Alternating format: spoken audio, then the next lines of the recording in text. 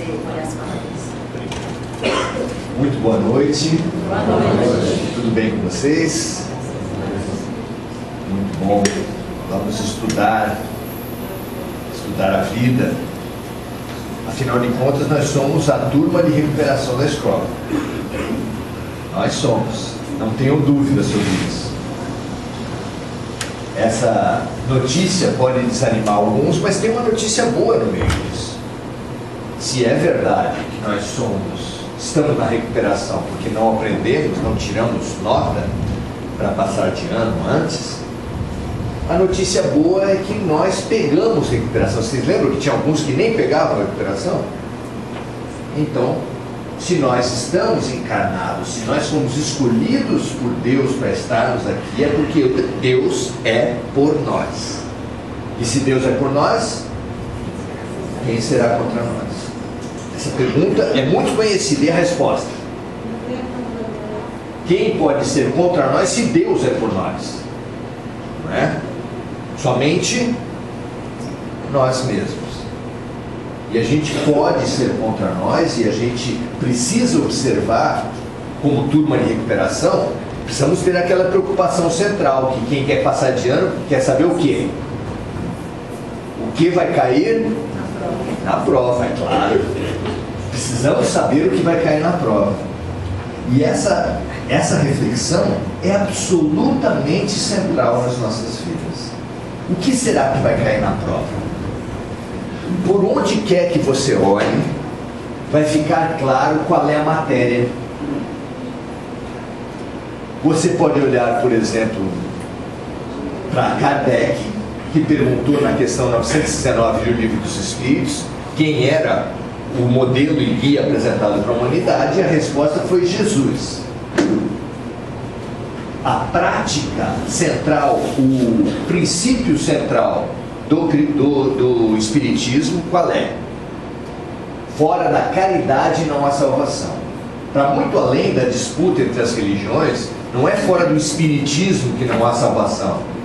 Ouçam bem, é fora da caridade. A caridade é propriedade de quem? Existe um grupo que seja todo formado só por pessoas caridosas? Claro que não. No Espiritismo só tem pessoas caridosas? Claro que não. Um ateu pode ser mais caridoso que um religioso? Claro que sim. Claro que sim. Então não é pelo rótulo, é pelo que tem dentro do produto. Então, caridade, isso foi ensinado pelos Espíritos a Kardec, ele assumiu esse princípio: fora da caridade não há salvação. E Jesus, o que diz?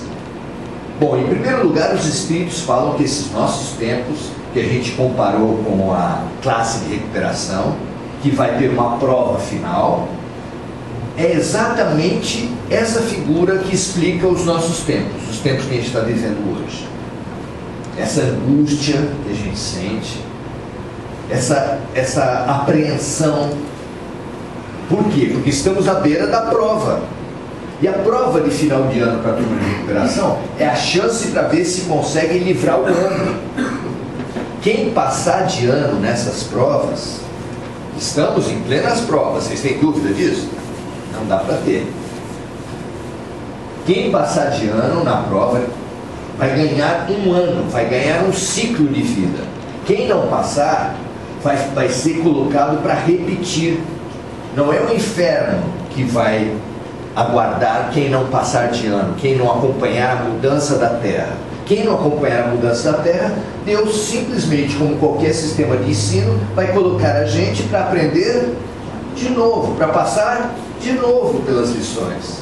Claro. Não existe esse céu e inferno teológico que vai condenar a todos nós para o inferno para todo sempre, nem ao céu para todo sempre. Não existe isso. Quem ficar na Terra, quem conseguir ser aprovado nesse processo, vai ter muito trabalho, porque vai ser mundo de regeneração.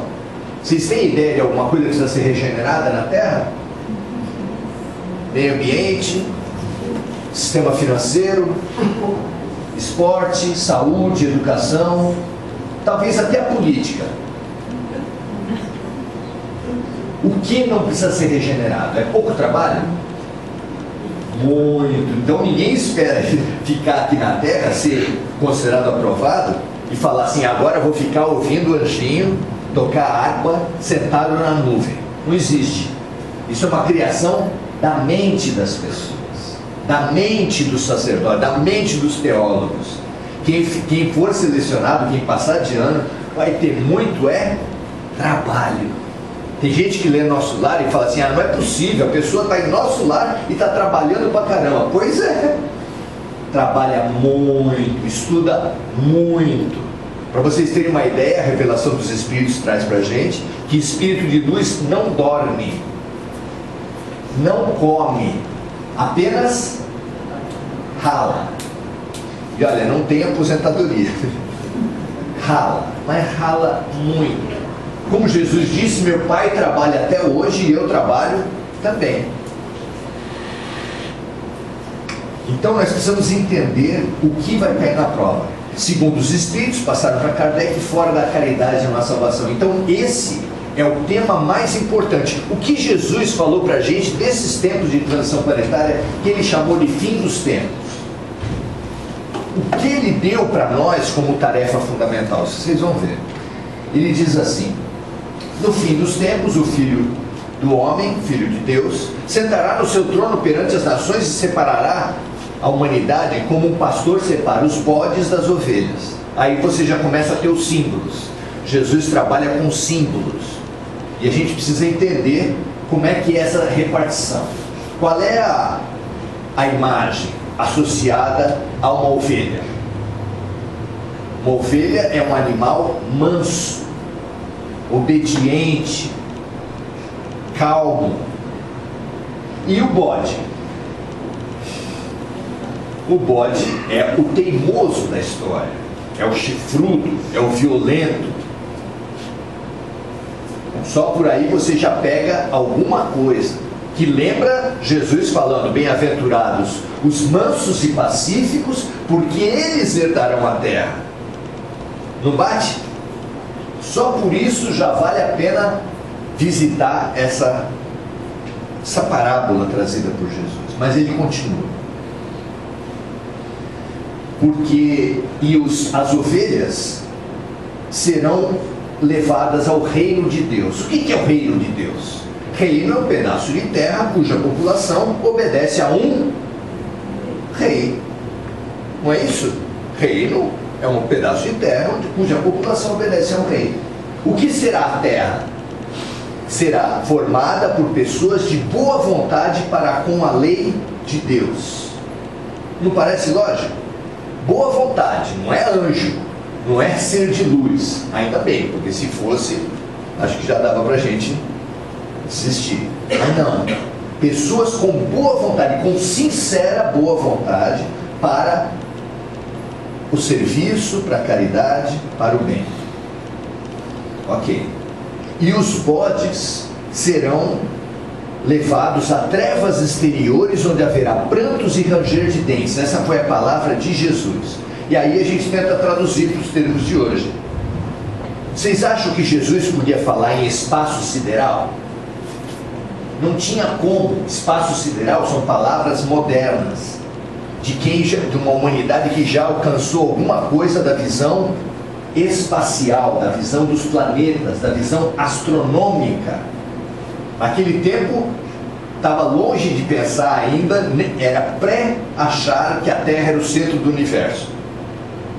Terra no centro do universo foi uma doutrina que surgiu na Europa vários séculos depois. Então naquele tempo o universo das pessoas era muito pequeno, não dava para falar em espaço sideral. E ele usou a expressão trevas exteriores. Trevas exteriores, foi o que foi possível ele falar, porque não tinha palavra para falar em espaço sideral, não tinha mente para entender espaço sideral. Porque os teimosos, os bodes, os agressivos, os violentos, eles serão levados a outros planetas, exilados para outros planetas, já estão sendo exilados aos milhões.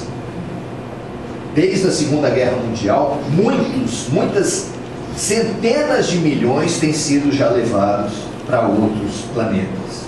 onde haverá prantos e ranger de dentes. O que é pranto e ranger de dente? Traduzido numa palavra, pranto e ranger de dente é dor. Dor. Qual é o estágio espiritual da terra? Segundo os Espíritos, eles deram o nome de provas e expiações.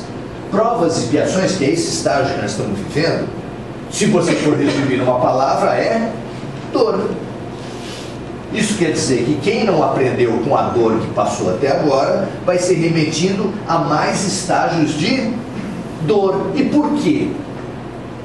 Porque para pessoas surdas, se você tem uma pessoa com deficiência auditiva na tua casa, você precisa falar mais alto.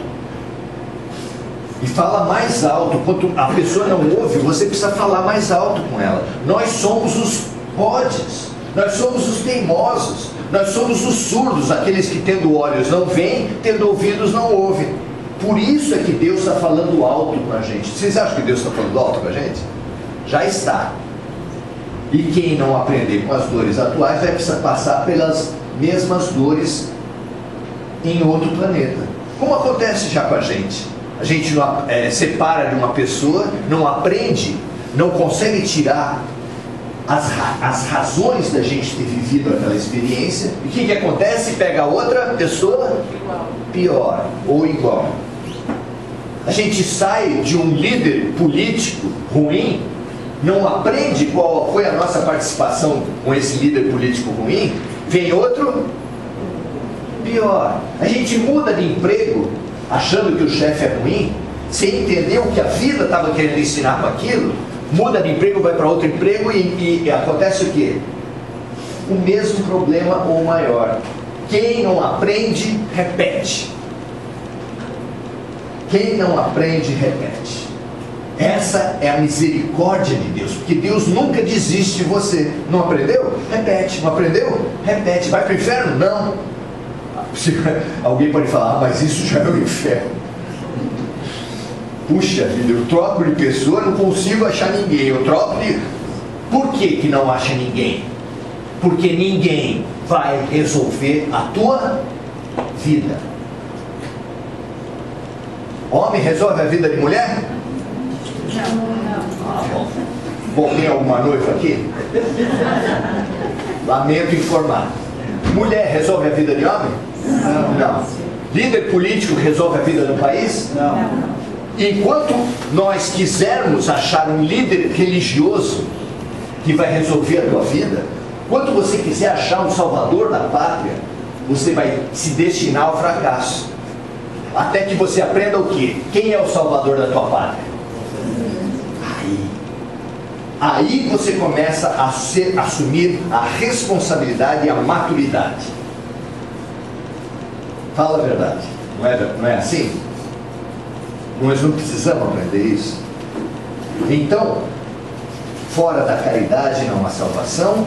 E quando os grupos foram separados na parábola de Jesus, os bodes e as ovelhas, os dois grupos de pessoas que foram assim separados por Jesus perguntaram para Jesus: mas por que eu fui escolhido para ficar para o reino dos céus? Perguntaram as ovelhas. E por que eu fui escolhido para as trevas exteriores, onde haverá prantos e ranger de dentes? Perguntaram os bodes.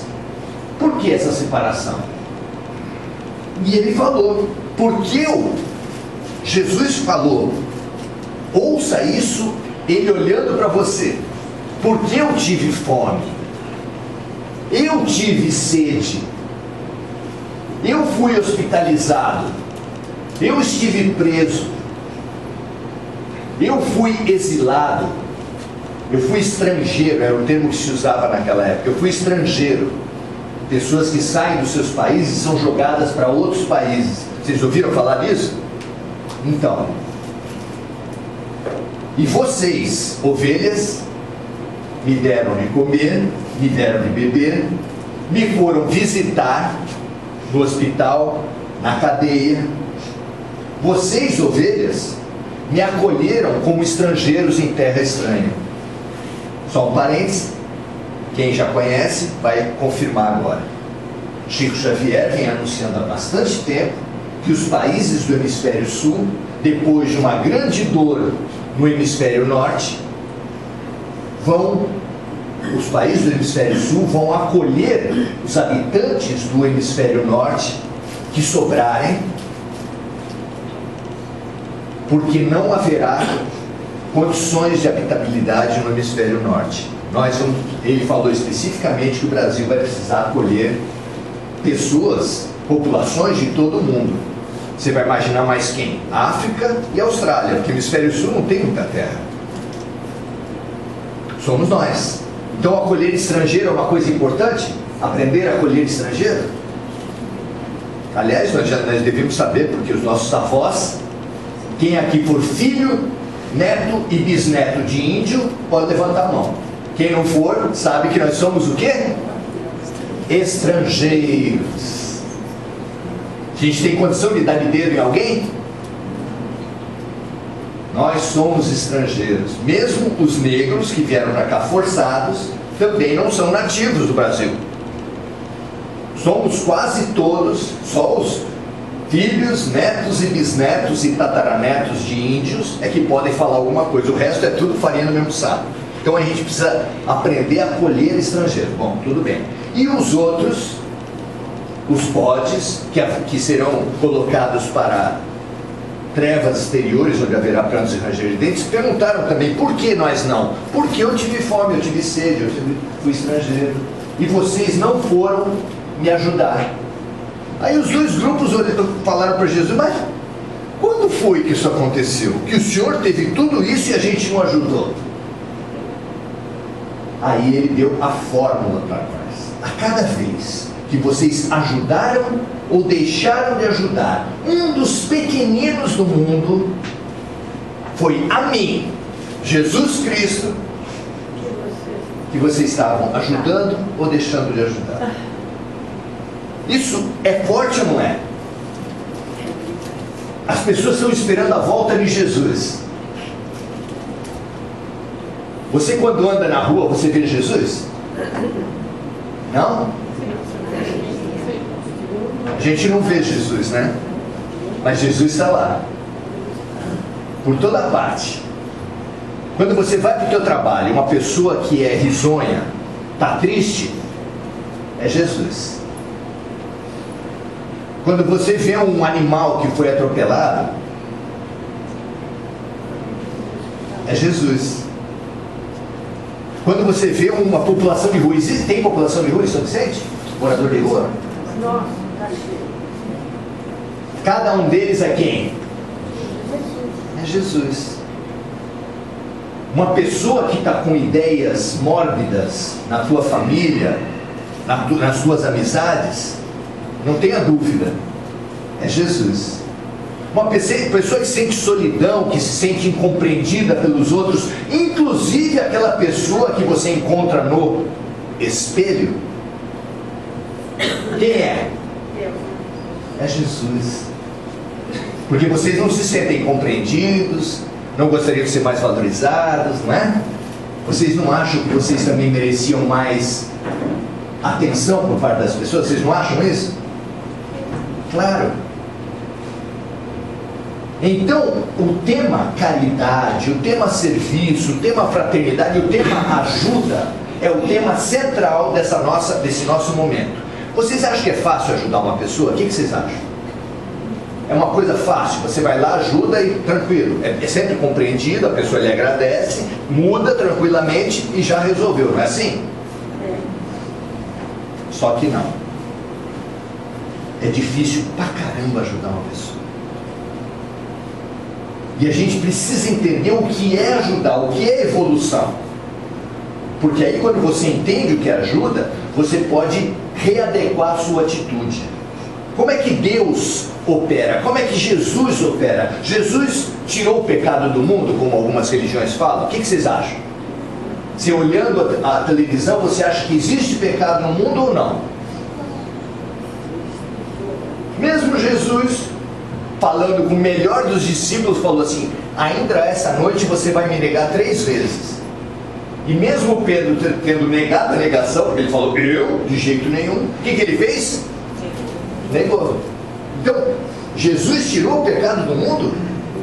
Por que Deus permite tanto crime, tanta violência, tanto absurdo, pedofilia, abusos de todo tipo? Por quê?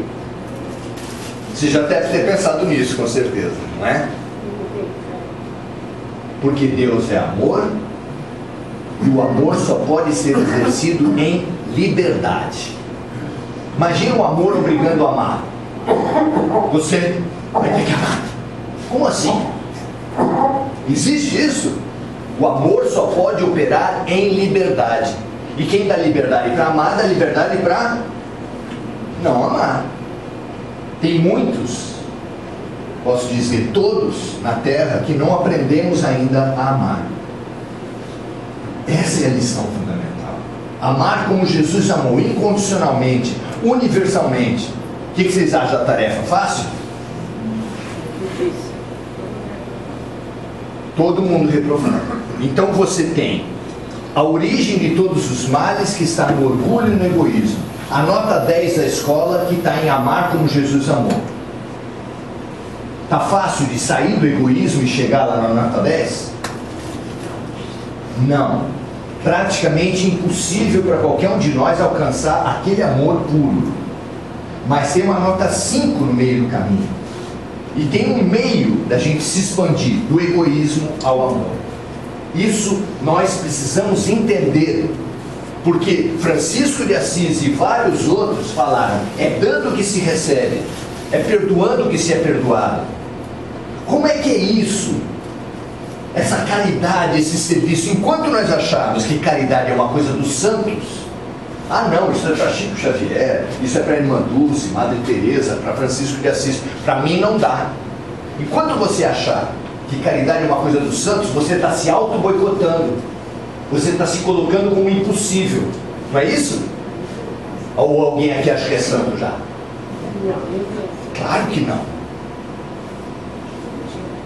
Agora, quando você perceber que caridade é uma coisa dos lúcidos, você pode se abrir para a caridade. Por que coisa dos lúcidos? Porque o egoísmo é uma redução da vida.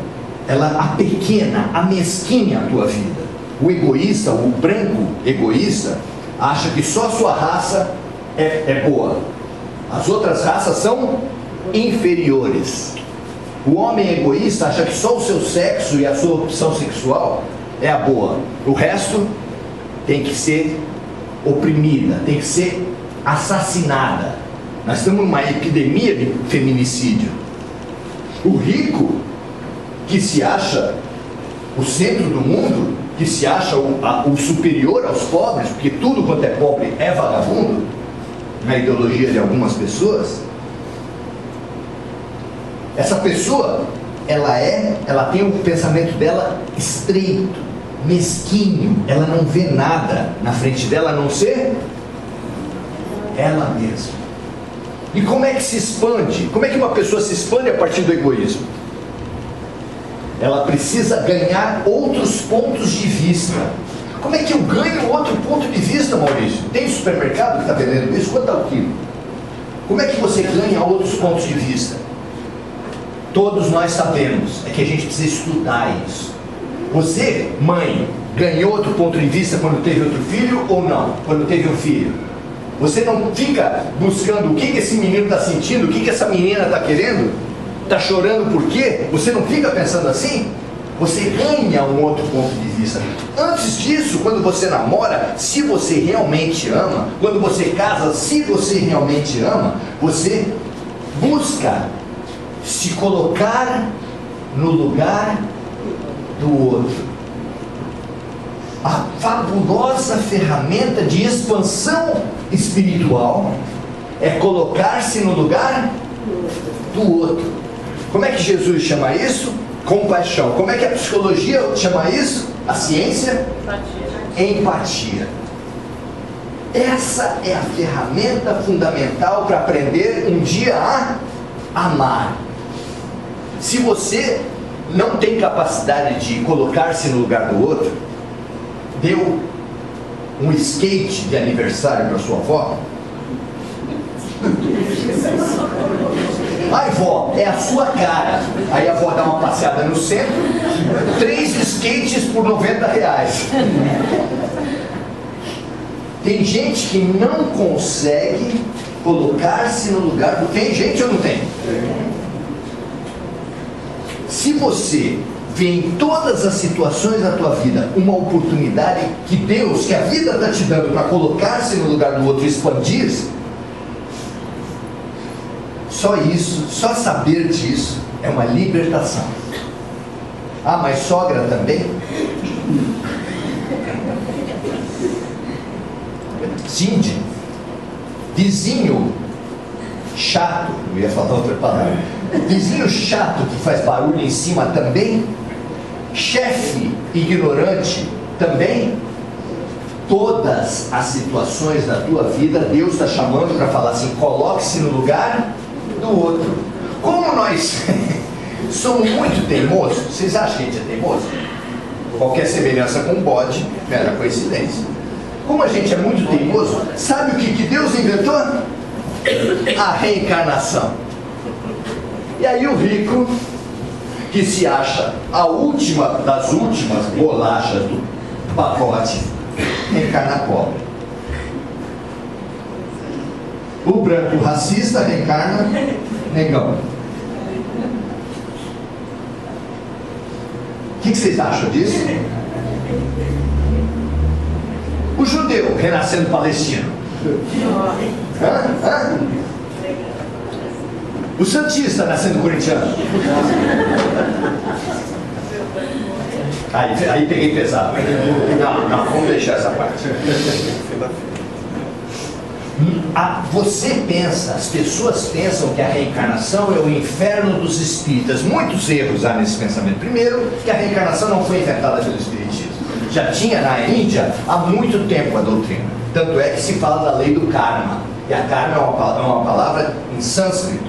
E o sânscrito não é a língua da França, onde morava Allan Kardec. Tá? Então, a reencarnação não é uma punição de Deus pelo simples fato de que Deus não trabalha com punição. Deus trabalha com educação. E nós, na nossa teimosia, nós somos feitos aqueles carrinhos.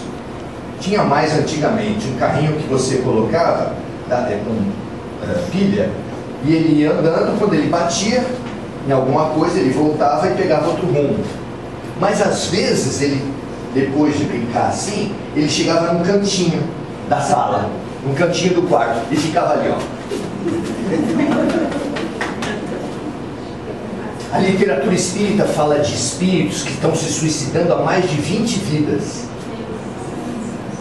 A literatura e a prática fala de mulheres que são preconceituosas contra mulheres, de negros que são preconceituosos contra negros, de pobre que fala mal de pobre. Brasileiro adora falar mal de brasileiro. É ou não é? Porque a pessoa saiu de uma polaridade onde ela não se deu bem, onde ela não aproveitou a chance, foi colocada numa outra, e ela mesmo assim não expande, não abre. E como é que a gente faz para abrir então, se nem a reencarnação ajuda? Jesus falou, é preciso nascer de novo na matéria e no espírito. Nascer de novo na matéria é sim a reencarnação. Mesmo que algumas doutrinas cristãs não aceitem isso, nascer de novo na matéria é... Como dar outra explicação? Nicodemos falou, como pode um homem adulto voltar para a barriga da mãe para nascer de novo? Jesus não gostou. Você é príncipe de Israel e não sabe dessas coisas, meu amigo? Ora, nascer de novo na matéria só pode ser reencarnação. E nascer de novo no espírito? Porque ele falou que precisa das duas coisas. Então não basta nascer de novo na matéria, precisa também você se dispor a expandir, libertar-se do egoísmo, sair dessa mesquinharia que é você achar que só o eu é inteligente, só o eu é valoroso. Como é que você faz isso? A vida te convida muitas vezes. Um filho, vamos lá, vou citar só o que eu já falei. O que mais convida a gente a abrir os nossos horizontes. Já falei aqui de um amor verdadeiro. Se você ama o seu cônjuge verdadeiramente, você também é empurrado para colocar-se no lugar do outro. Quem mais? Caridade não é só caridade. A caridade. Mas o que é a caridade? Ah, já sei. Caridade é cesta básica. Caridade é eu pegar os brinquedos velhos que tem lá em casa dos meus filhos e dar para as crianças no dia das crianças. Se for em bom estado, pode até ser caridade. Mas se você doar as coisas e imantar essas coisas, energizar essas coisas com o desejo que as pessoas brinquem, que as pessoas se expandam, que as pessoas se alimentem, que aquilo melhore as pessoas, aí pode até ser caridade. Mas a doação é caridade? Um religioso pode passar na mesma favela que o candidato a vereador está passando, os dois dando cesta básica. O vereador está fazendo caridade? Claro que não. E mesmo o religioso que estiver dando cesta básica, tentando achar um lugar no céu, também não. A caridade se define pela capacidade de doar-se, de fazer o bem para crescer. Porque isso é que as pessoas não entendem. Quando você faz o bem, você faz bem antes de tudo para você. Porque você ouvir, isso é mais caridade às vezes do que dar alguma coisa. Você ouvir uma pessoa que está numa angústia, que às vezes te encontra no ônibus, que nunca te viu na vida e que começa a falar da vida dele, isso é o quê? É caridade. Se você conseguir se colocar no lugar do outro, se você der o apoio, se você passar para ele a certeza de que as coisas, a saída está dentro dele mesmo, é isso que a gente fazia no CVV, eu, da minha parte, fazia no CVV. Você é proibido, houve uma pessoa que está com ideias suicidas e não pode dar conselho. Você acha que é fácil? Não pode dar conselho. Porque o conselho tem duas saídas. Se ele dá certo, cria dependência. Se ele não dá certo, meu amigo, tu é o responsável pela situação toda. Agora você dá força, você fala assim, Deus não dá ponto sem nó. Cada dor que vem pra gente vem como um remédio. E você traz dentro de você todas as possibilidades de superar os problemas. É isso que a gente faz. Passa para a pessoa essa confiança. E ela vai fazer com essa confiança a busca que está onde? Claro. Ajudar é crer, como Deus crê, que tudo que tem de bom, todas as possibilidades do mundo estão dentro de nós. Vós sois deuses. Deuses. Vocês têm todos os poderes do universo dentro de nós. Já está despertado isso? Claro que não, está dormindo. Realizar-se é tornar real o seu potencial. É isso que uma boa mãe faz, um bom professor, um bom pai, um bom psicólogo, até médico. Qualquer orientador, qualquer pessoa que ajudar, vai ajudar dando gás. Dando gás para as pessoas. Você tem a saída dentro de você. Pelo menos a gente pode ter boa vontade para ajuda. O que vocês acham? Será que é possível a gente acordar amanhã e falar assim, como escoteiros do amor? Não sei se vocês sabem, os escoteiros têm uma norma, fazer 2 boas ações por dia.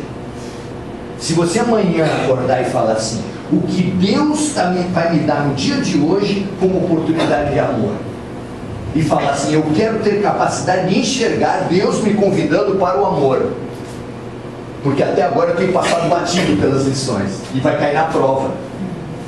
Vai cair na prova. Então eu tenho que até lá ter feito exercícios para o que vai cair na prova. O que vai cair na prova? Ora, a pandemia passou aí e pessoas se locupletaram para fazer desvio de respiradores e ganhar dinheiro, mesmo tendo gente morrendo na UTI. Isso não mostrou quem é quem? Ao mesmo tempo, jovens ofereceram-se para fazer compras para os vizinhos idosos. Isso foi lindo. Pessoas que cantavam em bares foram para a sacada dos prédios para cantar para os vizinhos que estariam possivelmente tristes e deprimidos pelo isolamento social. Isso não mostra quem é quem? Por isso, tanta tragédia no mundo. As tragédias mostram quem é quem, evidenciam quem está disponível para o serviço, para colocar-se no lugar do outro, e quem não está. Ah, mas sempre houve terremoto, furacão, guerra. Realmente, sempre houve. Não teve um período da Terra que não tivesse esses problemas todos. Mas nunca, em toda a história da humanidade, tudo isso foi trazido para a casa de todo mundo. Nunca. Na casa da gente vem todos os problemas do mundo. Todas as tragédias do mundo estão na tua casa. Mesmo que você fale assim, não vou ver. Vem. Não se fala outra coisa a não ser da guerra. Agora, Israel-Palestina, e antes, Ucrânia e Rússia. E antes, o terremoto na Turquia. Na Turquia não. Afeganistão, antes teve da Turquia e Marrocos. No Havaí teve, acho que um tsunami. No Havaí, aquele incêndio que matou pessoas que a gente nem sabe quantos morreram. Por que tanta tragédia? Sempre houve tragédias no mundo. Só que agora, como nunca na história, todas elas são trazidas para você. Todas elas são trazidas para você. Ah, não tenho nada a ver com isso. Cada um no seu quadrado. Vou falar o palavrão, vou falar dane-se. Eu já tenho problema demais. Pois o problema da tua vida, o problema da minha vida, o problema das nossas vidas é um só. É o egoísmo.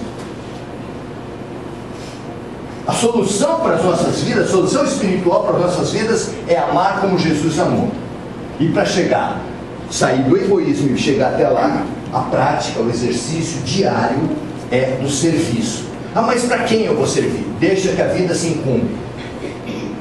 Eu não sei o que vai acontecer na tua vida amanhã, mas amanhã, para você, para cada um de nós, vai surgir uma oportunidade de servir, de colocar-se no lugar do outro.